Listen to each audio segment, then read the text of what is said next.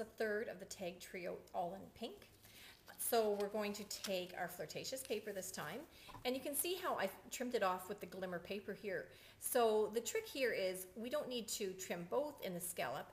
We're going to trim the flirtatious to 3 3/4 inches. So on my paper cutter, I'm going to put this edge at 3 3/4 and make sure the top is butted up nice and smooth. And I just take that off to shorten it up. And then I'm going to take the scallop punch and scallop the silver. So let's do that. And again, if you want this nice and even, you know what to do. We're going to put it right in the middle, even up your paper side to side. See that? How it's nice and even side to side. That's going to make sure it's symmetrical. So give it a punch. Line it up in there again. Get your end and get your other end. And while we're working with the glimmer paper, so this one's going to go on here. While we're working with the glimmer paper, I have another strip here, and I'm taking my 1-inch circle punch. And, ooh, are we going to make it? Yep, we're just going to make it. Ooh, look at that, go flying, okay? That's going to go underneath your snowflake punch. Now, we already cut a snowflake, so you know what to do with that. We're going to take our glue dots again. Remember where they are? They're under the hood. They're not in the trunk, they're under the hood.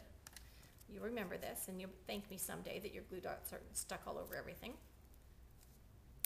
So bring your paper to your glue dot, and I'm going to go straight to my silver glimmer paper and put that there. And then I'm going to take my 2-way glue pen on the back of the glimmer, and you know, this glimmer paper is a little bit heavier, so I'm putting a fair bit on there.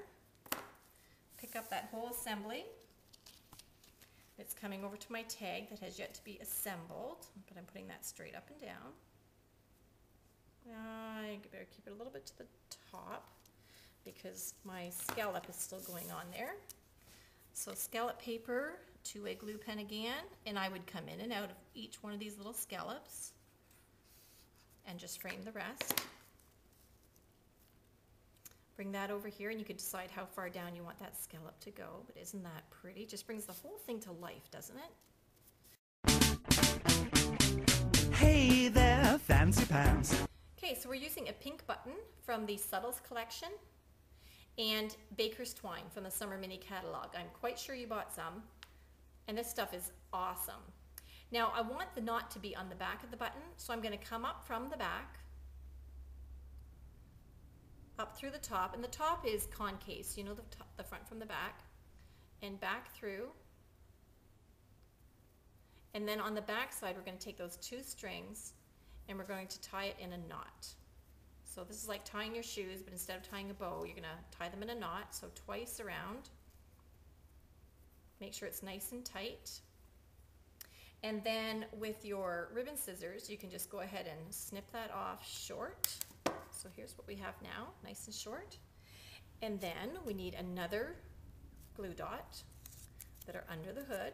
Bring the button rather to the glue dots. And sometimes, you know, if you pick straight up, the dot stays there. So when you go down, if you push down and give it a smoosh, smoosh to me means digging in and giving it a little squirmy, and then just kind of twist it off like so rather than pick it straight up. And then just that one little glue dot is going to hold that on there nice and firmly. Get that in the center. And then we've yet to put the whole thing together, but you know how to do your 2-way glue pen now. Let's just go ahead and run it around the outside edge, around that little circle.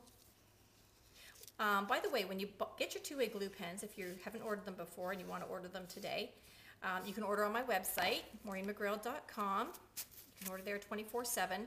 The 2-way glue pen, they are a blue tip, but they start out white. So when you get it, you have to prime it. The tip will be white. You have to just poke it up and down until the adhesive starts to flow. So prime it like you would a pump. Okay, so then to finish this off, we said we would do that, and we're going to do it with Baker's Twine again. But again, you know, whether you have ribbon at home or some of the old silver tape we used to sell, take your twine, in this case, double it, take your looped end, put the looped end through the hole of your tag to to the back. So here's what we have. Oops.